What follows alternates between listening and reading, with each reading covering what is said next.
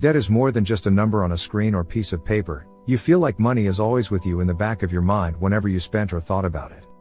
After every payment, you want to see some progress, but sometimes it looks like you're not making any at all.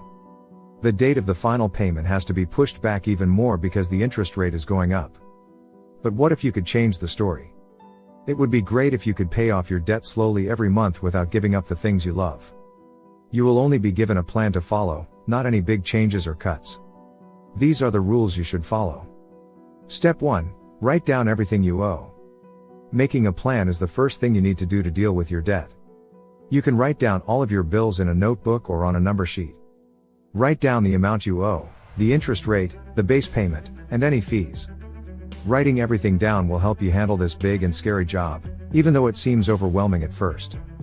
You won't feel overwhelmed by a pile of bills. Instead, you'll have a clear, well thought out plan. Things will start to make sense after you lay them all out. There may be a debt with a very high interest rate and a debt that is almost paid off. This big picture view helps you figure out what the main focus of the job should be so you can get things done. This list is more than just numbers. It's the first step toward being debt-free. Step 2. Choose between Avalanche and Snowball. Now that you have a list of your bills, you need to decide how to pay them off. The Avalanche and the Snowball are two common ways to do it. Since their goals are different, pick the one that fits your style the best. The Avalanche method is mostly about saving money for the future. You pay off the debt with the biggest interest rate first with any extra money you have. Pay as little as possible on your other bills and put all of your attention on the one with a high interest rate. It will save you money in the long run. But if you have a lot of debt with high interest rates, it might feel slow at first.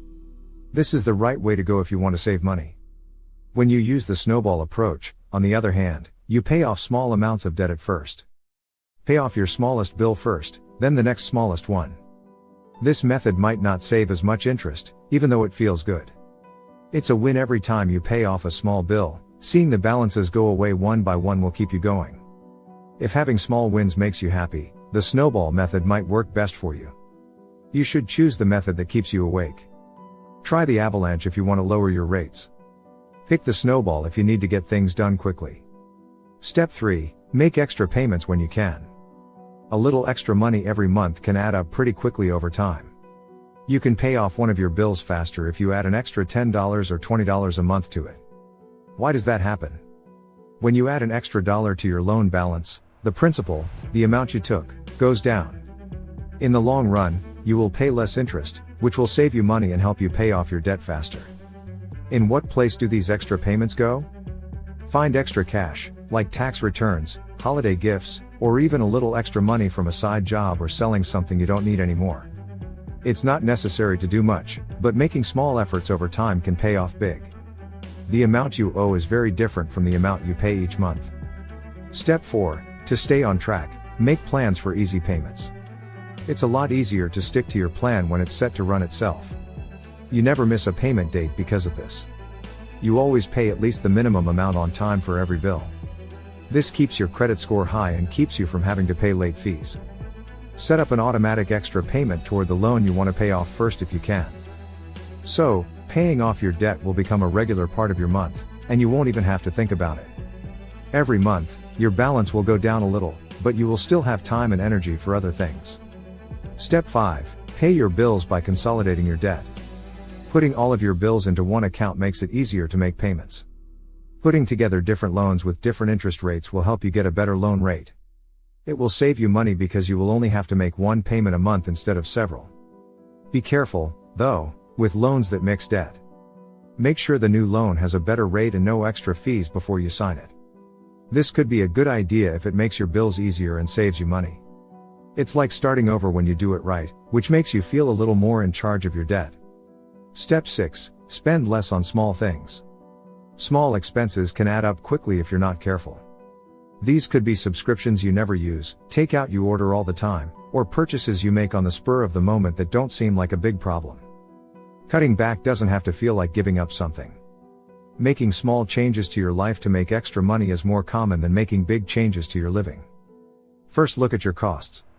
Look at what you bought and sold last month to see what makes your life better. Did you forget about any subscriptions or meals out that you could cut back on? Put this money toward your debt, even if it's just a little. It will help you get ahead faster without going hungry. Step 7. Look for simple ways to make more money. To get out of debt faster, one way is to make more money. But that doesn't mean you need to get a second job. Simple ways to make extra money can be found. Freelancing, getting a part-time job, or selling things you don't need online can help you pay off your debt without taking up all of your time. You could rent out a spare room, teach, or do short-term freelance work if you have the place. All of these are smaller options that are easier to carry out. Your debt can be paid off faster if you save extra money through cash-back apps. Small, steady income gains can add up to a lot over time. Step 8. Appreciate the little wins. If you want to get out of debt, it may seem like a long road ahead. Enjoy the little wins along the way. You should give yourself little treats when you get them. You could give yourself a treat every time you reach a goal or pay off a bill.